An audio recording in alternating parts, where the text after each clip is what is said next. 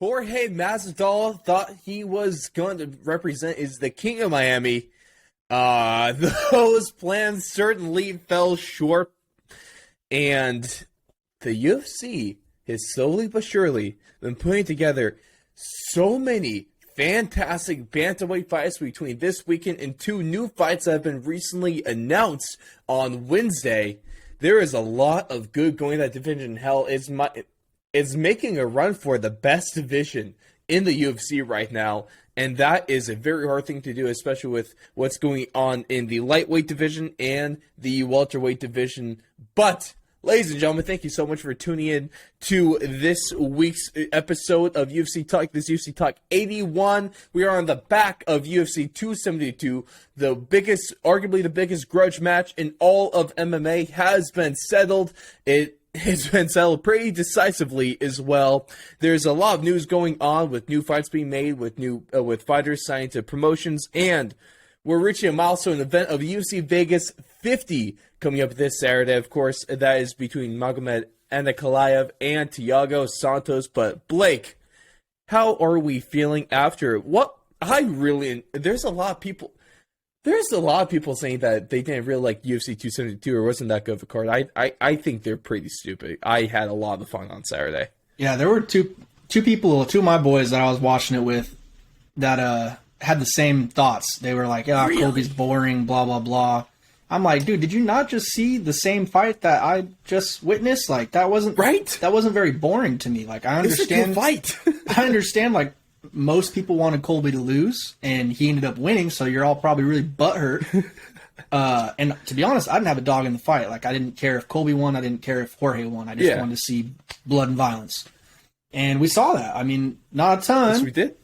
And talking about blood, but we saw a ton of violence. I mean, Colby full mounted him, raining down elbows, raining down hammer fists, pretty much controlled the stand-up exchanges as well.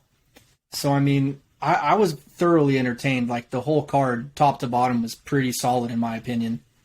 Yeah, I was, especially for there not being a title fight on this pay-per-view, I still think it was a pretty good pay-per-view, man. If it was headlined by, like, a title, it would have been amazing, in my opinion. And I don't see the hate for this card. Like, I think some of these fans just might be a little bit spoiled, you know, because this was a good night of fights.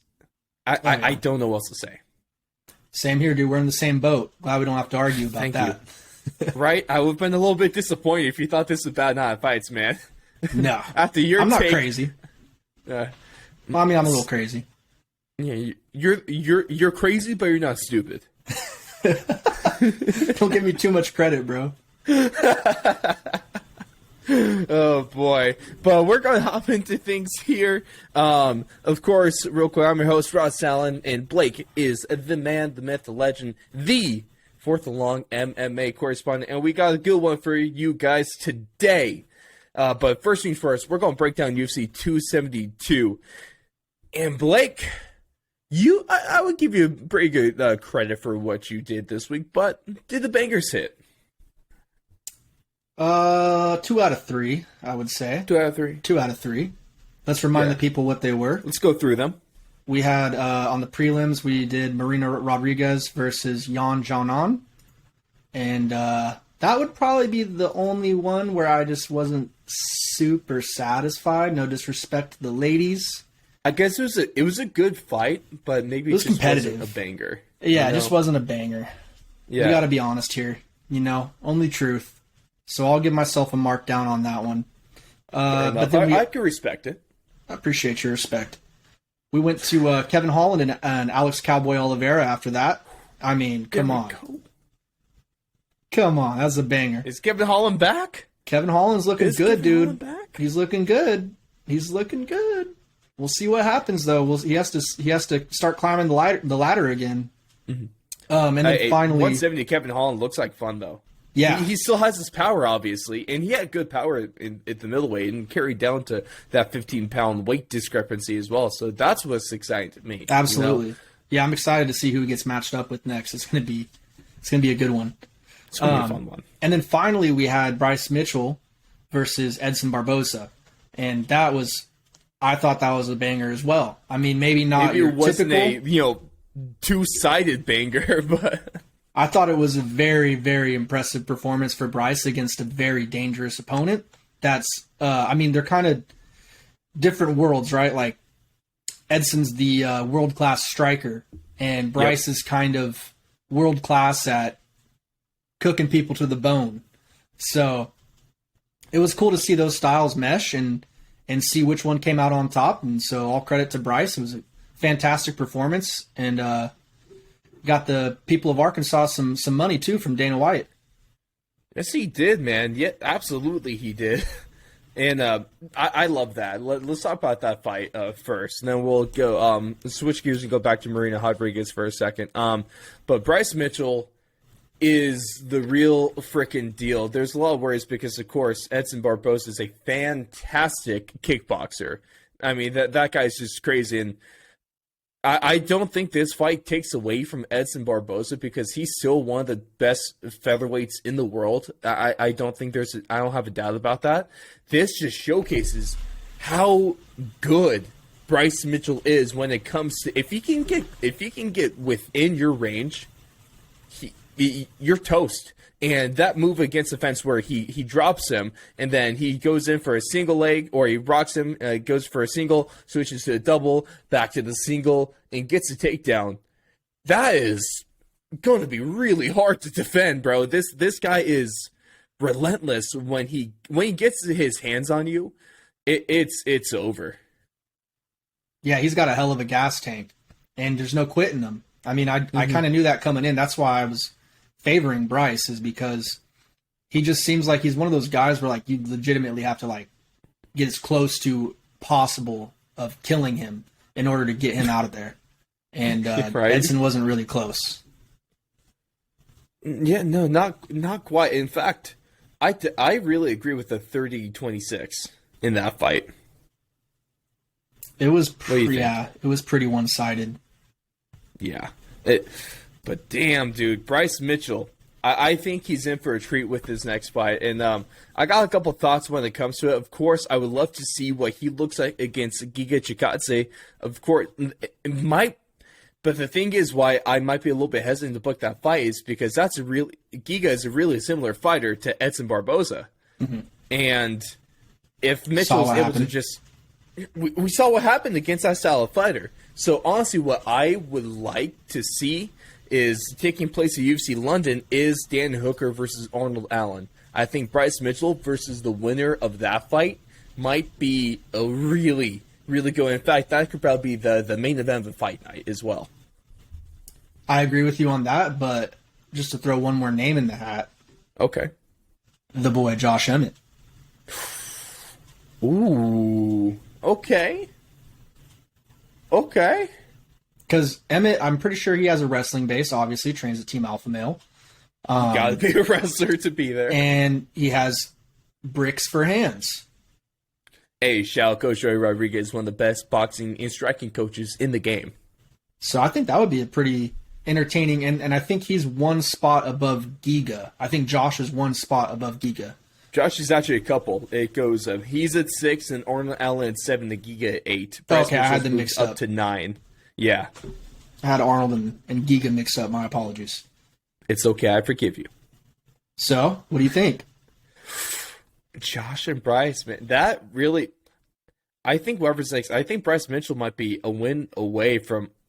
He might be a win away from a title fight. Him and Josh might be able to fight for... So if Bryce Mitchell beats Josh Emmett, that might even put him in a spot for a title fight, but to solidify it, the winner of that fight is probably fighting for a number 1 contendership. Yeah. Yeah. Easily, right? Mm-hmm. Oh, that could be a lot of fun. That could be a lot of fun. Or what I would like, I'm just throwing it out there, is I love the style, because if Dan Hooker wins in a couple weeks, Hooker versus Emmett could be a whole lot of fun, too. That could, too. And Hooker's a little bigger, so it'd be another nice test. Oof, dude. And just a striking matchup between those two guys would be so much fun to watch. Sweet damn.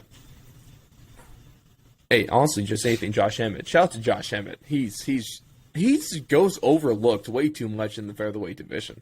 I know. When's he going to get a fight? I thought he was supposed to have one coming up, but it's been a minute. Guess not, man. I might have to reach back out to Coach Joey, see what's going on here. But nonetheless, I'd be super stoked to see that. But Bryce Mitchell, man, I really do think a title fight for him is getting to the point where it's inevitable. It's going to happen. It's not an if, it's more of a when. Well, as long as he keeps winning. Yep. I'd say, for me personally, I'd say two. Two fights at the least. So one win and then a number one contendership fight. Yes. I think that's what I'm feeling. Hey, push him to the moon because he is just looking really, really damn good. In fact, there's not a whole lot of people here that can take on Alexander Volkanovski. Bryce might be one of them if he continues to progress this way. But speaking of title fights, or title contenders, let's switch gears and go back to Marina Rodriguez. Of course, she narrowly defeats Yan Xiaowan it was a very competitive fight at the least. So I really like that. Of course, she's calling for the belt now, but luckily Dana has come out and said that they are going to make the next fight for the women's strawweight title is going to be between Rose and Carla Esparza. Should have happened before the Wei Li rematch, but whatever, we're past that. So that's a great fight. Is Marina's next fight going to be for the title, or does she have to do one more? I think she needs one more, man. Yeah. Her versus Joanna? She needs to call out the win, because I think Joanna and Wei Li's booked now, right? Or it's getting close to. Like, I think that's the direction. I guess it's getting close. I haven't heard too much recently on that. God, I hope that fight gets rebooked, dude. Mostly because I missed the first one, so I want to see the second one, like, live. Casual. Well, we just passed the 2-year anniversary of that. Anytime I miss fights, I have a legitimate reason, bro. You know me. I know. I respect that. We just passed the 2-year anniversary. It's not like I didn't watch it. I just didn't watch it live. I want to watch it live. It's not the same. I know, that's fair.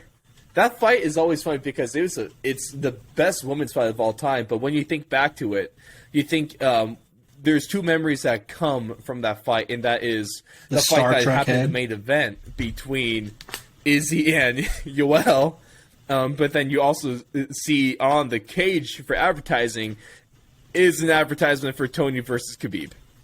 Mm-hmm. So yeah, I saw someone on Twitter the other day saying that they were like rewatching the fight and it made them cry. That's a tough one. Yeah. Oh. The good with the bad with that one. But I mean, do you agree though? Like I just really wasn't blown away with Marina's performance. I mean, she beat a really talented woman in Yan Xiaonan. Yeah. But I still think she's. It was a solid performance, but she probably needs one more fight, like a number one contendership fight. Because, dude, if Joanna and Wei Li have a fantastic fight, like they're gonna jump her, obviously. Yeah. You know, like the bigger names, they are. You know, they're gonna put on a fight. Marina, it's like, dude, that was your chance right there. If you just beat the hell out of Yan, you would have probably been the next one. Yeah. Yeah, I agree with you. That's a very good point there. That's what it goes to show, man. You gotta bring it, especially in those kind of fights. Yeah, you gotta lay it all out. She had a little bit of a slow start. Yeah, she did. Jan definitely won the first round. Yeah, man. I hate to say that it was a bad performance because it really wasn't. But I guess she came on in the second half of the second round and the third round. So definitely not a bad performance. But I don't think it was a performance that can slingshot her into a title fight. I just don't think that was the performance that would get you. I mean, unless you're going to go the flyweight route and just say, okay, she hasn't fought Rose yet, so she's next, or Esparza, whoever wins. And I think that division is a little bit deeper where you don't have to. And that's because that's what I'm saying. That's like the only way it would make sense. The deepest women's division. Oh yeah, and it's not really saying much though. It's a problem. I mean, out of the 3 divisions? Well, technically four. Technically 3. I guess. Pretty much 3, but if you want to speak about if they're still a title contender, let's talk about Rafael dos Anjos, because he took a year and a half. It spent a year and a half between fights. So first off, until fight week, I didn't realize that it's already been that long. But it did not look like that, because, I mean, a whole lot of credit to Moicano for taking this fight on short notice. But this was not competitive at all. RDA, it still looks like a freaking killer. And there's a lot of really good matchups that I like to see coming out of this one. We'll get to that in a sec. But your thoughts on this fight? My dog is going crazy right now, so I'm sorry if you hear barking. Your tiny little dog. Yeah, poor Coco. Yeah. She's stressed out right Coco. Now. Hey, Jesus. Hey, I'll send my love to Coco right now. So RDA. I thought it was. I gotta say, man, maybe you wouldn't be hearing your dog if you were actually in your mom's basement. I know, dude. I need to move back to the basement, huh? Sheesh. Or at least the soundproof of the basement. Hey, soon enough. You guys will see. Setup is going to be looking sick here pretty soon. Yes, sir. That's what I like to hear. Maybe like one more month. I was impressed with RDA, dude. I mean, I thought up until 5th round or so, he was doing really, really good. I mean, he was putting it on Moicano. Moicano really didn't have too many answers for him until the 5th round, where it seemed like RDA... I hate saying this, but it did seem a little bit like he was just not emptying the tank. I don't want to say he let off. RDA said that too, though. Did he say that? RDA said, yeah, he said that he was thinking that they should have thrown the towel. I'm saying, dude, I thought they were going to throw in the towel after the 3rd. Yeah, and what do you think about 2 more rounds? I think it was Bisping talking about this too, where the coach's responsibility is the health of their fighter. Yeah, we should probably see the towel be thrown in this situation. I mean, short notice. I don't think there's anything wrong with that either. Just didn't have a chance. It wasn't close in any of the first 4 rounds. Yeah, I mean... It's not a bad thing to throw in the towel, I don't think. No. You just know that Moicano was not going to win that fight. So if they're not going to win that fight, you might as well save them the damage. I don't even think Moicano would have won that fight on a full camp. No. I don't want to discredit Moicano, because, a lot of the credit for him to showing up on this short notice, but man, it just wasn't competitive. But one thing that I am excited for, though, is now we get a legitimate chance of seeing RDA versus Conor McGregor rebooked, and I think that fight makes a whole lot of sense. Book that one for International Fight Week, and hell, that might be for a #1 contender. You know, Dana ain't gonna let RDA touch Conor, bro. I know, man. You gotta have a title. You gotta have a title to touch Conor, or you gotta have 3 million followers on Instagram. So stupid, Blake. Why do you have to remind me of that? Yeah, they're putting Conor on ice, dude. They're saving him for Charles Oliveira, Justin Gaethje, Islam Makhachev, people like that. I hate it. It's stupid. I want to see Conor fight in legitimate contendership. I think the only way that Conor would get that fight is if Conor called for that fight. Ain't no way Conor calls for that fight. I don't think he calls for that title fight. Shot. Yeah, he could probably get a title shot for the winner of Gaethje and Chandler or Oliveira. Potentially. I think there's a really good shot, especially with Makhachev kind of screwing himself. Now he has to wait for Dariush to be healed, and then he has to fight him. God, I'd be so mad. Oh, that's... Hey, you snooze, you lose. Might as well take that fight instead of asking for, the millions. Or, no, he said he wasn't asking for much, but it wasn't $1 million. But it was, enough. You saw that, right? Yeah, I didn't really know. I'm still not really too sure what he asked for.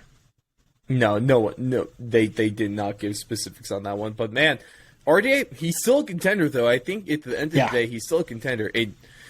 He's just a fun fighter to watch, man. He always brings it. I can't remember the last time RDA had a bad fight. Yeah. I can't either. I mean, it's all been pretty good. At least on the top of your head. Either he's beating the shit out of somebody, or it's been a pretty close fight.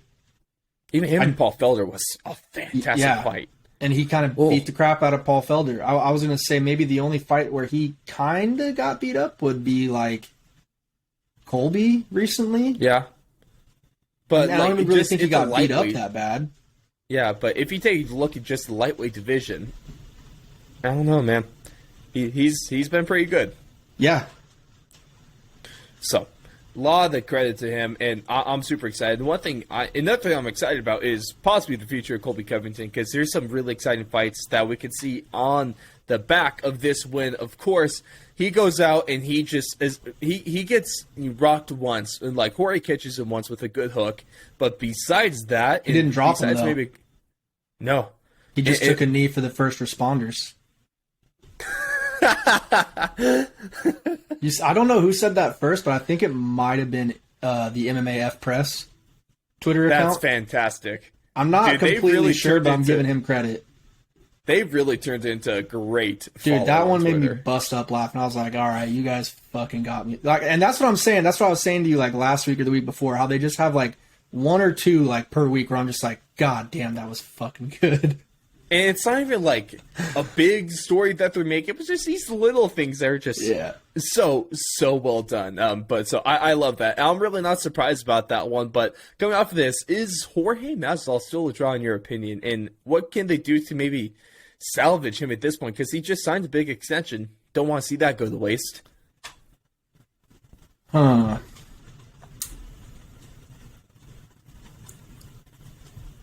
think it's tough to say, dude. It's really tough to say. I think it's kind of a wait and see thing with him. Yeah, because his last 3 fights not gone too well. Yeah, that's safe to say. The only problem is here, man. The UFC's been kind of feeding him some wrestlers where, like Jorge Masvidal, he's 37 years old. He's a striker. He's never going to be a good wrestler. You know, that's just not going to happen. So is it almost a fault of the UFC for putting him in, I guess, these unfavorable matchups? Like, how can UFC get the most out of him? They put Jorge against Ben Askren, and Ben Askren flying kneed his ass. Yeah, good point. But, I mean, that's one of the things, like, if he didn't land that knee, who knows how that fight goes? Yeah, exactly. So, I mean, unfavorable matchup, yes. But at the same time, like, when you're up in the top 5, in the top 10, it doesn't matter. Like, you have to be able to have an answer for every single type of opponent you're going to run into. Mm-hmm. And, I mean, Jorge, I think his stock doesn't take too much of a dip just because he's losing to the number 1 guy in the division, and then he's losing to the champion. So, I mean, it's not like he's just out there getting blasted by no names or, you know, the next up-and-comers. It's just he's had his run, didn't go his way, and now it's, you know, you kind of, I think either you search for maybe some big fights for him or you just start climbing back up that ladder. Yeah, and speaking of climbing up back that ladder, who should they? There's a couple of places where you can go with this one, I think. I think one that really stands out to me the most, if you still want to see Jorge Masvidal is a contender in the division, might have to run back Stephen Thompson. You get the BMF versus the NMF in round 2, where I feel like this is a decent point. In terms of matchmaking, you like to see the UFC often pairs a winner against a winner, a loser against a loser. They're both of them are coming off of losses, and they're both at a later point in their career. They're both, you know, fringe top 5 fighters. I think it makes a lot of sense. And rematches are fun, too.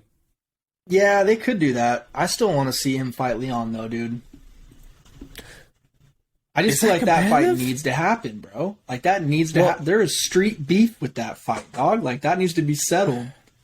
The only problem is it looks like Leon's going to get the next title shot, and Jorge is going the opposite direction. I know. It sucks. We're running out of time. We might actually not get that fight. That's crazy to me, dude. That's so crazy to me. You get 3-pieced, and you never get a chance to defend your honor. Dude, we really might not get that fight ever. Yeah. Not unless, like, Leon fights Kamaru soon and loses. Well, it looks like that's going to be the next fight in summer. So, like, if he fights him in July, hopefully, July, August, you could maybe get that fight come. Hope he loses. Yeah, obviously. Yeah. And maybe get that fight come December, January, possibly. Mm-hmm. Yeah, We're but running out of time. it's tough. We're running out of time, truly. It'd be such a shame if we don't get a resolution to that. Because, yeah, everyone else that's, like, under Steven, it's, you know, Sean Brady, Neil Magny, Michael Chiesa, Hamzat, obviously, but he's booked. So, that's the welterweights are pretty booked up, but there's a lot of exciting fights coming out of the welterweight division right now. You know, but no, you could definitely make that if you. Because I mean, on paper, and it showed out that Jorge Masvidal versus Colby Covington is not competitive, but there's that beef to it. Him versus Leon Edwards probably not going to be competitive necessarily, but there is that beef to it. Mm-hmm. So I could definitely see them making that fight. So yeah, I think I'm right there with you, Blake. Yeah, just needs to happen soon, right? Yeah, I mean, I think they already waited way too long, but yeah, they had to suck that money out of Masvidal while they could, you know. Yeah, you gotta get all your money's worth. Had to siphon that out of him. Might as well. Sweet damn. But with Colby Covington, I think he had a fantastic call out of Dustin Poirier after this fight. I think that's a really good one. Bringing in the beef there. The only thing is, man, I don't think Dustin wants this fight. Nah.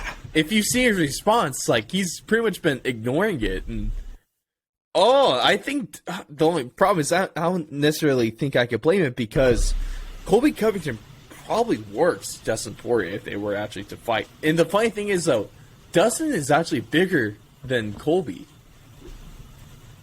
But I don't know, man. I don't know about that one if I'm Dustin. What do you think? I'd like to see the fight, but yeah, I Absolutely. don't think Dustin takes that either. I think there's a lot of other fights for him out there that'll probably make him same amount of money and be less risky. Is he scared of Colby Covington? I wouldn't say he's scared. I think it's just Colby's a known commodity in his life. Mm-hmm. Like, he knows what he's going up against, so I think he probably is going to... And I think it really depends. Like, does he want to go up to welterweight? And if he did go up to welterweight, there's probably only one guy on his mind. That's Nate Diaz. Yeah. Which is aggravating that they still haven't put that fight together. I don't think there's a pair of fighters that want to fight each other more in the world right now than him and Nate. Yeah. I would say so. Maybe besides John Jones and his fiance, but that's besides the point there. Man, it's a tough spot for Colby, because if he doesn't get Dustin Poirier, and we just want to look at the rankings, I would love to see him against the winner of Burns and Hamzat, and probably for a number one contendership. What do you think about that one? I'd be good with that, too. I think that would be a fair matchup. It's one of the few logical ones, like, in terms of the rankings. And Colby's kind of turning into the welterweight division's Robert Whittaker. Yeah, he really is. Except at least Bobby Knuckles held the title. Yeah, true. Colby held the title before Usman. Well, do we want to count the interim belt? Yeah, the interim, but never the undisputed. Yeah. And he got that against RDA, didn't he? Yeah, he did. That's fucking crazy. Let's not talk about that one, though. Oh, man. But all in all, UFC 272 was a great event. In terms of a titleist pay-per-view, this was a lot of fun. If they even made this a fight night, this would probably be one of the greatest fight nights of all time. It was a really fun night of fights, and I think we got a really good night of fights coming up this weekend as well. But before we get to UFC Vegas 50, it is time for What the Blank with Blake, as Blake fills in the blanks of 3 blanks, and we hear it all from Blake, the man himself, Blake, as he fills in the blank, and he goes, "What the blank with Blake?" Yeah, that's a lot of head nods there. Are you okay? Are you already at... I was trying to head nod on every Blake in blank. Oh, I respect that, bro. It looked like you're at a Metallica concert. Maybe Slipknot concert. I fall asleep at Metallica concerts. I thought you knew this. Oh yeah, I kind of forgot you weren't a huge fan. You gotta get your head big and ready, bro. Don't put that on me. I like Metallica. I'm saying I was trained at a young age to fall asleep at a certain time, and so they went a little later than I expected as a 14-year-old, and I fell asleep at Arco Arena. My brother-in-law was disgusted with me. I would be too. As long as you don't fall asleep at Aftershock, then we're good, right? Dude, that was cool though. That was like the first time I seen Nate Diaz in person. Didn't like meet him or anything, but I saw him and Nick. They were like walking down the stairs straight at to the Metallica? floor. Yeah, at Metallica in Arco Arena. Hey, but you got that picture at Aftershock, though. 2008, I want to say it would have been. No, it would have been 09 maybe. Yeah. Or maybe even 10. Whatever, doesn't matter. It was a while fucking ago. So, okay, you met Nate at Aftershock. Yep, met Nate at Aftershock. He's super cool, super dope dude. Was he high? I would assume so. Yeah. But I mean, I don't think he was just coming in there vibing. I don't really remember too much other about this well, it's situation. because you were high too. No, actually, I think at that point in my life, I was completely sober. Man, what happened? Where did it all go wrong? I was sober at that point in my life because I thought I was going to get this like insurance job or something like that, and I knew they drug tested. So, and then I was also trying to work for the county too. So I think I was like sober for like 6 or 8 months that year. It's crazy. It's crazy, dude. Where did the times go, man? Hey, I'm sober today, bro. I work you? for the state now, dude. I can't be doing no drugs. All right, fair enough. I'm a respect straight that. edge, bro. I'm straight edge now. I don't believe you. I mean, I'm straight edge. That's all I got to say about it. You don't drink? I drink alcohol. These are not straight. Wait. Wait a minute. That's pretty straight edge. That's like the opposite of straight edge. Drinking? Yeah. Dude, you're crazy. It's drinking and smoking. Yeah, well, I only smoke Bolts, which is nicotine. I only drink beer, and I only drink whiskey and a little bit of tequila. I don't think that makes you straight edge. I'm gonna be honest with you, Blake. I think you're crazy. Let's see what CM Punk has to say about that. CM Punk is a fake news perpetrator. I just made up 3 of those words to put together. I don't care. Well, let's back to what we were saying. It's what the blank with Blake. Of course, those that don't know how this works is we got 3 statements for you, and there is a blank at either the beginning, the middle, or the end. And it's up to Blake to fill in the blank with whatever he blanking desires. It could be a word, it could be a paragraph, it could be an essay, it could be a grunt. I don't care. It is all up to him. But statement number 1, of course, Kayla Harrison has announced that she's returning to PFL, announced that earlier this week. So, Kayla Harrison returning to PFL is blank. The safe move. In terms of her financial interests and also the quality of opponents she will be going up against. Hey, do you think she's listening to Chael P. Son of the P stands for PFL when it comes to this decision? I think she's probably listening to a bunch of people. But I mean, dude, if you're getting thrown, I'm sure it's a lot of money plus that $1 million bonus that she's most like I'd say 99% probably going to win. That's pretty tough to turn down, dude. Like that's just money in the bank. I guess the only thing that comes from this is Chris Cyborg has been kind of bitching on Twitter that she's not going to fight Kayla Harrison, and now Kayla posted a picture that Cyborg actually blocked her. So. Guess we're not going to get that one. God, what a mess. Yeah, Twitter's it's kind of weird. Sometimes. Yeah, kind of weird. I don't know what weight they would fight at. Would it be 145? Like they probably do. Kayla have to get to 145. I think Kayla said she was considering that anyway. Obviously, she's just a large woman. She's a tank, dude. She'd beat my ass senseless. I would die. I would not let her get near me. I could not let her get close. Would you just run? Absolutely. Hey, Absolutely. Speaking of Chael Sonnen, I can't let you get close. Exactly, bro. Hey, you're the soccer boy, though. You could probably just run. But she's also fired. Her cardio's probably pretty solid, too. You just have to run fast. Yeah, I think I just got to build up a nice little lead and then just kind of sustain. Fair enough. I could respect that. I would not be able to outrun her. I can't run like you do. I got a pretty good gas tank, but she'd probably just whoop my ass, and that's that. So, it happens to the best of us. We all get our ass beat here and there. Nothing wrong with it. Except when comes fight night later this year in probably December against Jendo of Uncaged Media. It is not. December? It's only going to be one person getting their ass whooped, and that's Jendo. Left and right, all across that canvas and inside that cage. You hear me? Why is it December now? Oh, it's like November, December, probably December. I want it to be as early as possible. I don't. I want to be good at fighting first. No. You give him more time to train. I do. Yeah, screw that, dude. You guys just need to get in there and duke it out. I don't know about that, bro. I kind of want to get my cardio up a little bit more, too. Like I'm in a good spot dude, right now. Dude, it's only March. You guys should fight in September. That's 6 months from now. You guys are being babies. You guys scared or something? How about you go fight? Who do you want me to fight? Me. That's like 100-pound weight difference. I don't care. It's not very fair. It wouldn't be sanctioned. Not that. It's only like a 35-pound difference. No. Dude, I'm 180. I thought you fight at 170. I would fight at 170. And I'm fighting 205. That's 35 Yeah, pounds. but you're 235 walking around. No, I'm only 230. That's 55 pounds, bro. That's 55 pounds.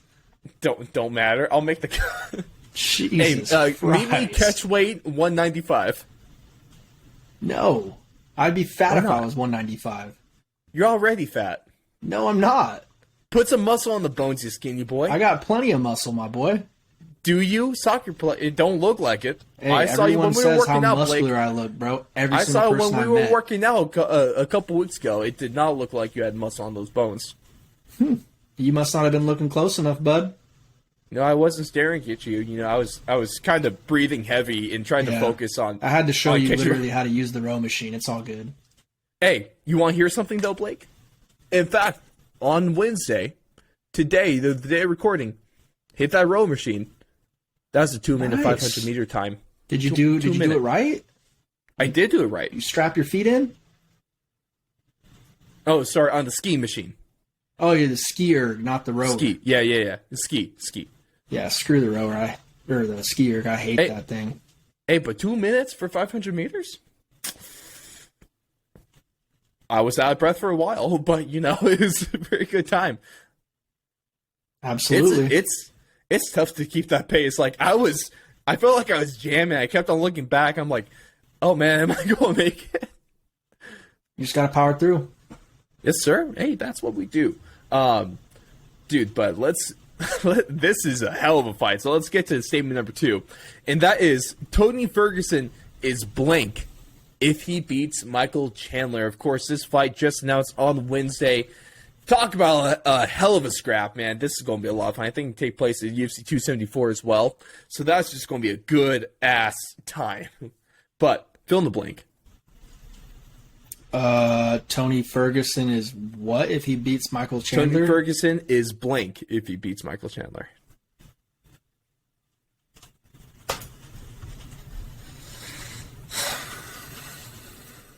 I mean, he's back in business, I'd say. Like, okay, that's a pretty big fight to win. Chandler, he's got a big name, dangerous dude. Took Gaethje to a decision. Lost to the champion. I mean, yeah, I think he's back in business if he wins that one, but it's still like, damn, dude. Yeah, I'm really hoping to see a good performance by Tony because I still just don't know what to expect. What are you expecting out of this fight, though? I don't know. Or what do you...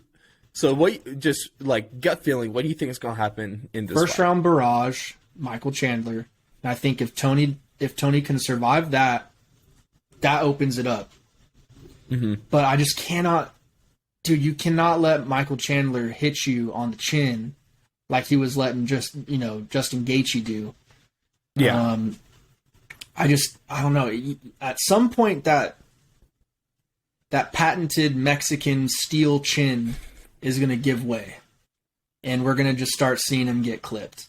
So hopefully he stays a little more active this fight, and you know, he can kind of combat Michael's fast starts, and maybe take the second and third round. I don't know, but it's going to be a tough freaking fight. Like, Chandler is a athletic specimen, and he's got great He's wrestling. no slouch on the ground either, man. Great pressure, great wrestling, and that's always like a jiu-jitsu player's kind of like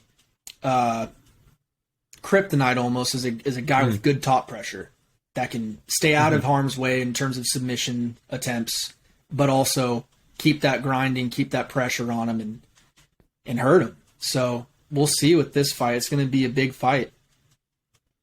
Absolutely. And all I know is shout out to our boy over at Unmatched MMA.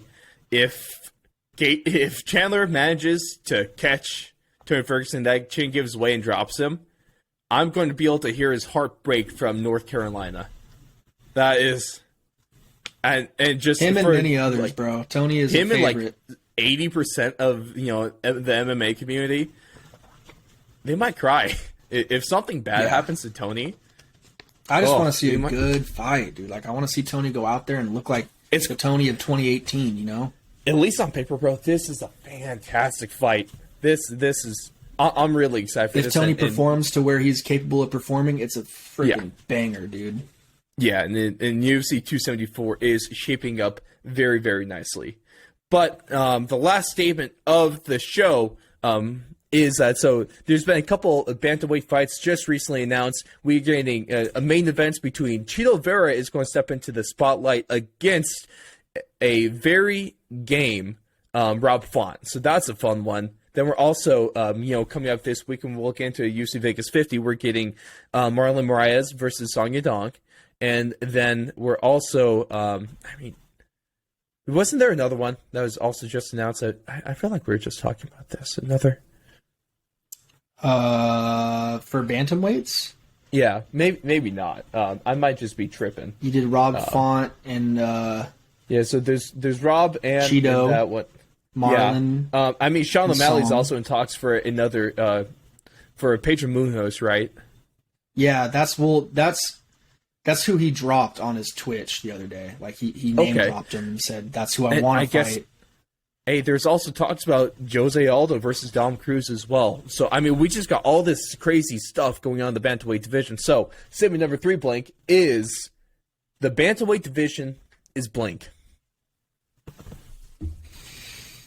Gave me a lot to work with there, Ross. Yes, I did. I don't know. Fuck. It's an exciting division. It's fucking.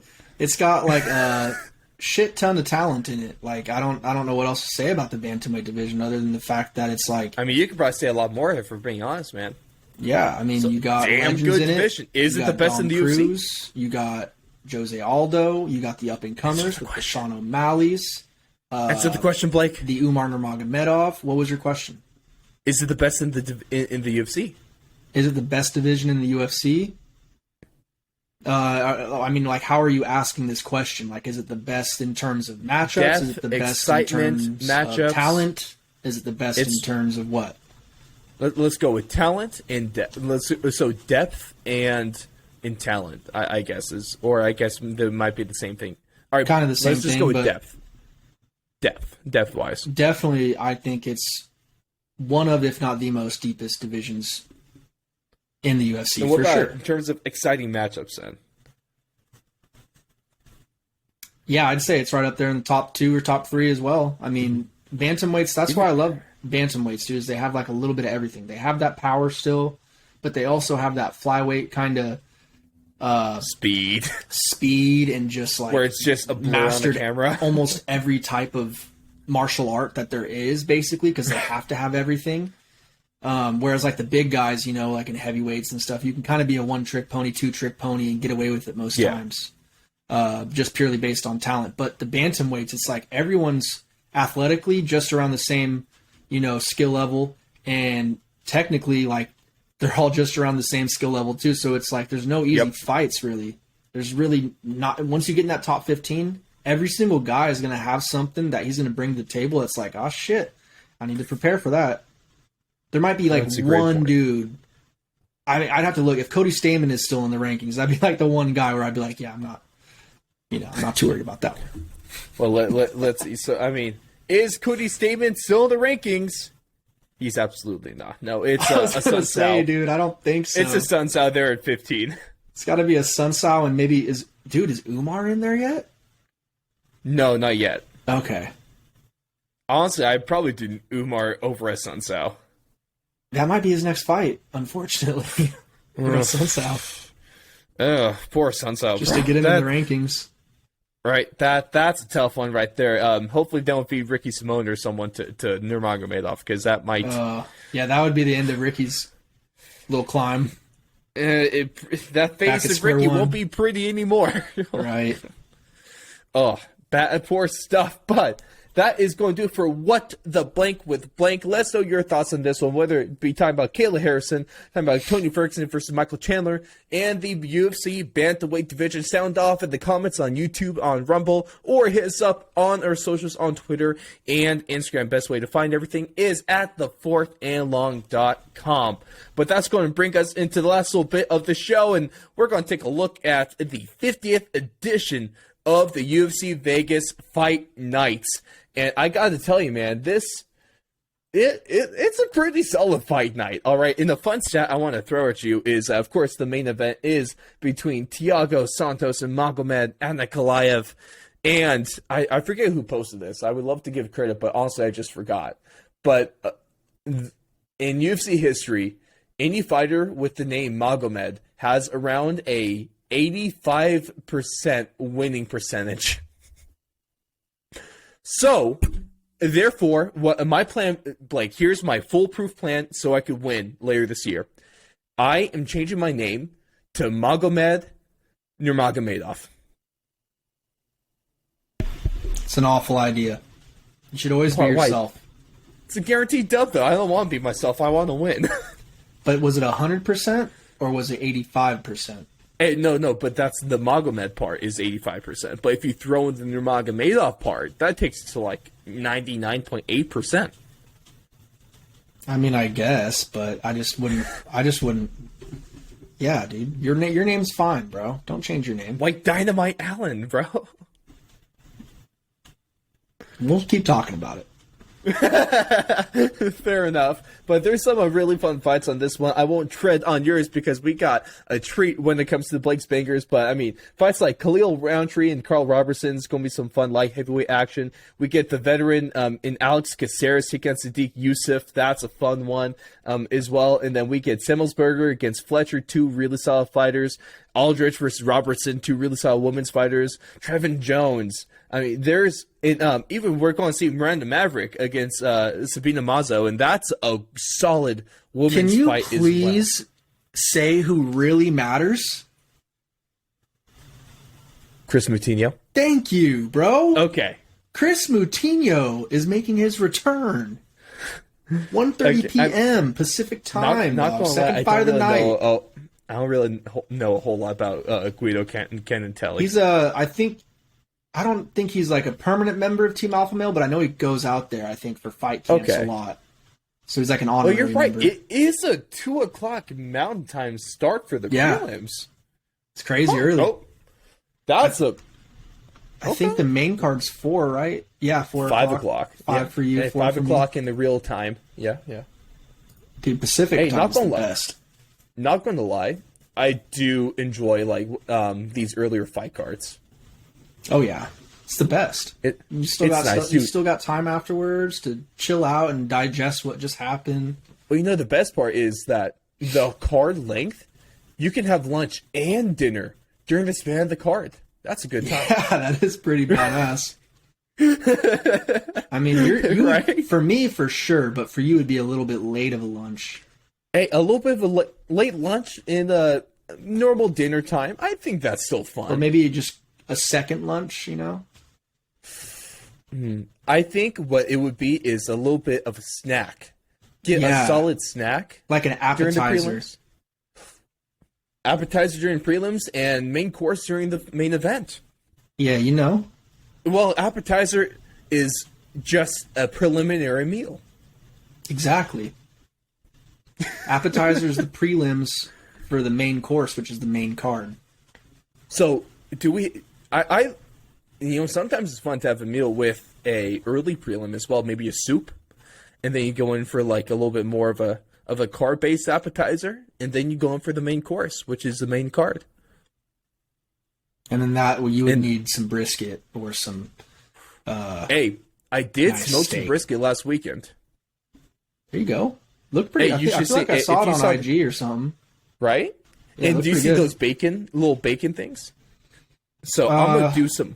I'm sure I did. I'm gonna do some more of that this weekend because it turned out well. It could be better. I think I'm gonna do it for 4 hours this weekend, which is what I did. You thinly slice white potato, and then you lay it.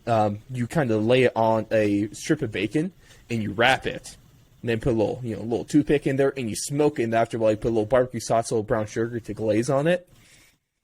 It was damn sexy, Blake. It was damn sexy. But I think the extra 4 hours might make it a little bit more crispier. Just a little bit. I like my bacon crispy. I mean, I don't like it too crispy, but I like it crispy. I like it with good a crunch. Little bit of the softiness too. That's fair. And that's why always the best way to make bacon is by baking it, not by frying it. Baking it? Really? Yes. Well, I think baking for sure you're going to get crunchy bacon. Exactly. That's why I like it. I mean, you just put on a baking sheet, you let out your bacon, 425 degrees for about 12 minutes, then you flip them for another 10. It's pretty much perfect bacon every time. That's my advice to you guys, especially when throw a little brown sugar and rosemary on there. That's Chef good bacon. Ross. Dude, it's my side hustle. And in December, I'll be cooking up a knockout victory. Can you smell what the white dynamite is cooking? No. Come on, the promo games are getting better, Blake. Yeah. I like the delivery. I'll tell you that. Thank you. You sound sure of yourself. I'm trying to get in a little bit of Colby Covington style, really playing to professional wrestling kind of stuff. I'm trying to. Don't go Colby though, dude. Colby sucks. Well, I'm not going heel. I'm a face though because people love me. Yeah, Colby can't even say he has such good lines and then he can't even execute. You know what I mean? Colby Covington was not peak form this weekend. No, I was like, dude, you had it. Like you had the good line, shit, but you just can't talk right, dude. Like it's like his brain moves too fast for his mouth. I don't know. Right. I think it was.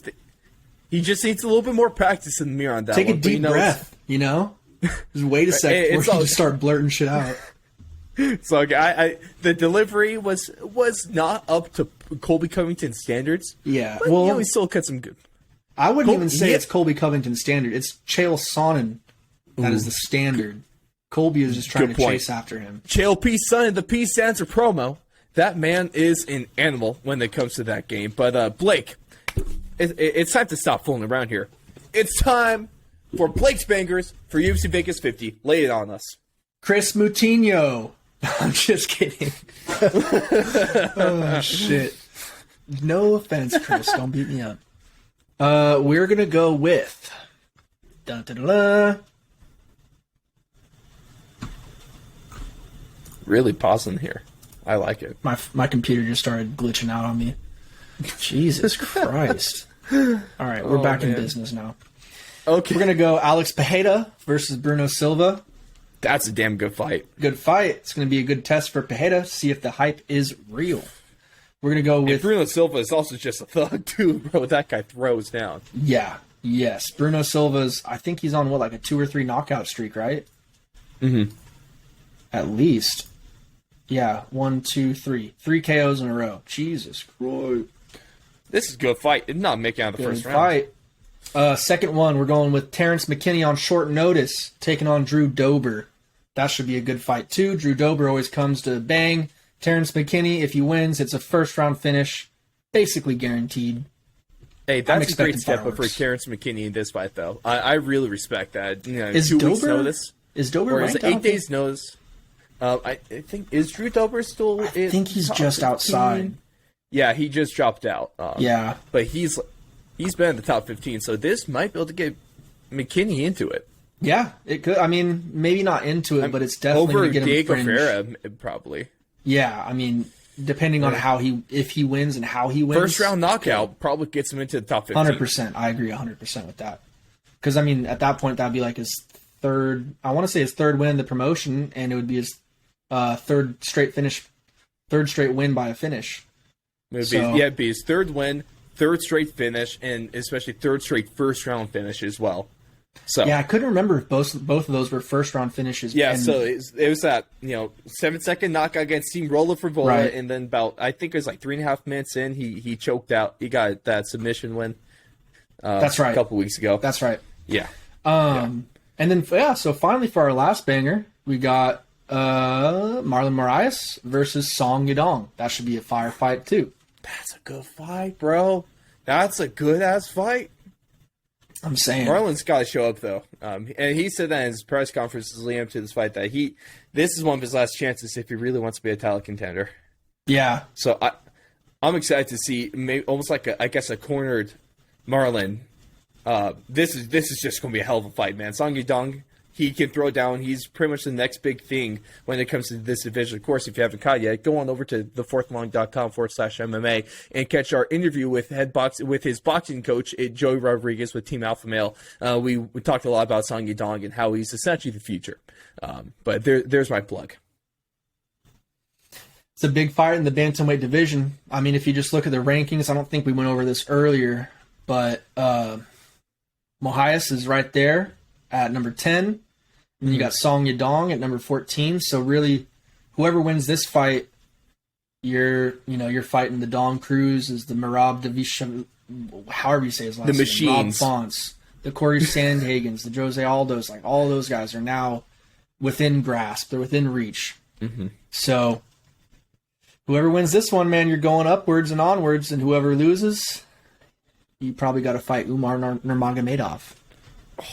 Definitely don't want to lose this. There's a lot on the line in this fight.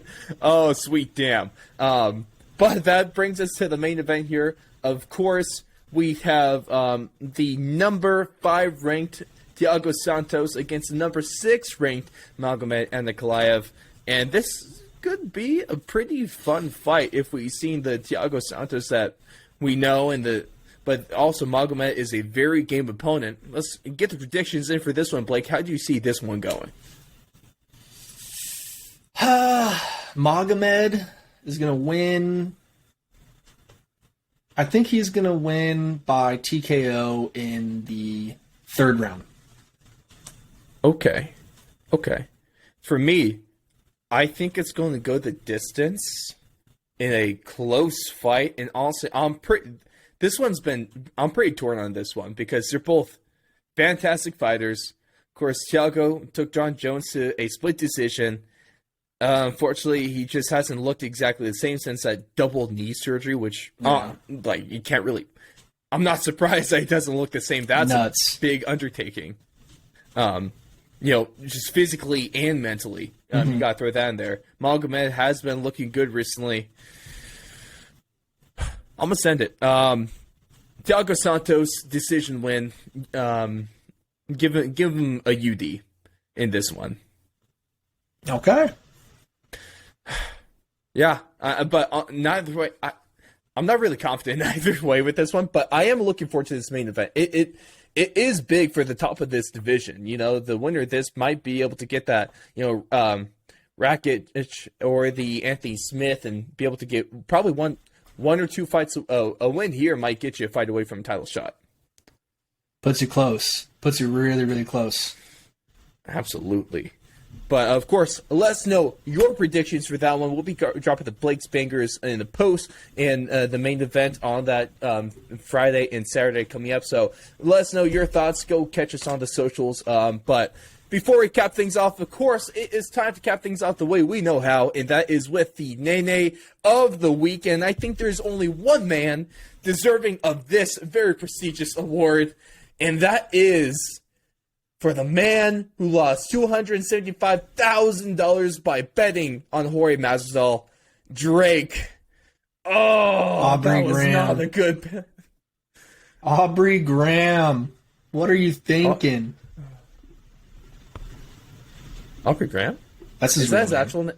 Oh yeah, that's right. That's Israel. I was like, is that... Come on, bro. You didn't watch Degrassi? No, I didn't watch Degrassi. Is that when he was in the wheelchair? Yeah. Oh, exactly.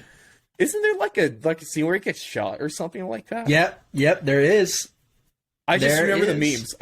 I just don't never actually watched that stupid show. It was a pretty good show when you're like a preteen, you know what I mean? Like when that my was popular, show, I was like their generation, because there was multiple generations of Degrassi, bro. Like that's the weirdest thing. Okay. To me. But the generation I was super into was the one that Drake was in, and I was like maybe a 5th or 6th grader up until maybe like an 8th grader or a freshman in high school. Okay. So I mean, it was pretty cool. My preteen show is the reigning, undisputed, never lost a round, Drake and Josh. Yeah, that was more like, that was damn near the same time for me, you know? Drake and Josh was... 3rd, 4th, 5th grade for me, maybe? Drake and Josh was fantastic. Except for the fact that Drake is a freaking... You know what now, bro? You heard about the stuff he's going through? A little bit of child endangerment looking. Oh. Yeah. We live in a world where Crazy Steve turned out better than Drake did. Yeah. We live in a world where Steve-O turned out better than Drake did. You know, Steve-O might have been a drug addict, but he's clean now. He's also not associated with the child legal stuff. Yeah. So let's leave it at that. But, ladies and gentlemen, thank you so much for tuning in to UFC Talk 81, counting down the weeks until we reach the 100th episode of this one. So thank you so much for sticking in, whether you've been here the whole time or if you're just joining on. We love you nonetheless. And a couple things, of course, my fight, we've teased it. It's still coming up, so make sure to follow us and follow along. I will be posting updates as training goes and how things progress. Then also, it's a very preliminary teaser, but I just got to drop the United States of Combat. You're going to want to go follow us, follow forth along, all right, because there's going to be some fun news coming in terms of the MMA media world, and that's all I will say at this point. But Blake, it's time to test you, to see if you came prepared. Your thoughts on UFC 272 in one word or phrase? I kind of just want to attack the Colby haters again. Just say, get over yourself. Enjoy it. Yeah. Just enjoy the fights, dude. If someone punches someone in the face, just enjoy it. Stop bitching and moaning. Yeah. Bro, Blake for President 2024. Book it. That's on, and he's going to run you out the stop on the Get Over It platform. Well, I'm not 30 yet. We're at 35, right?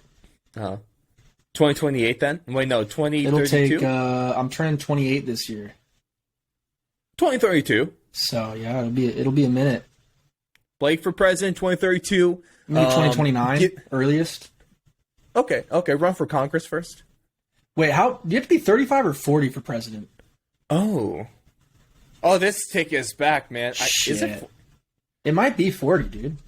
Blake is going to be president at a later date. You're looking now. You're going to have to fact check this. Is 35 years or older. We're good. Okay, so we were right. Okay, cool. Oh, man, just throwing back to, AP the high US school history, days, bro. Right? Or I guess there's also US Gov that we also had at CO, so. Trash. Hey. Yeah, trash, definitely. But thank you guys so much for tuning in. We will see all of you after a very fun-looking night of fights for UFC Vegas 50. Keep it locked. We'll see you soon.